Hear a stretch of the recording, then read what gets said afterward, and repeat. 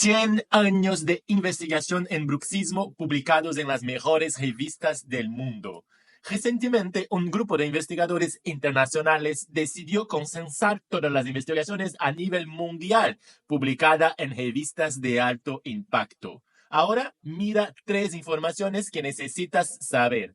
Primero, el bruxismo es una actividad muscular de mastigación repetitiva que puede caracterizarse por hacer clic, golpear, apretar, rechinar los dientes o mantener la mandíbula en la misma posición.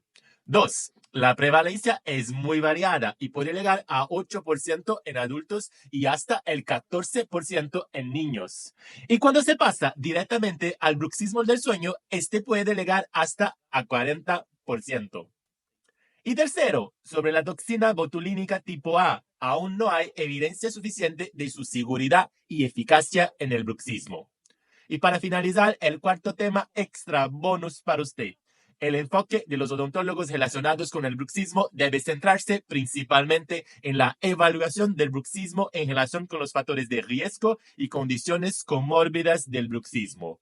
Pronto, realizando una anamnesis de valor sobre estos pacientes.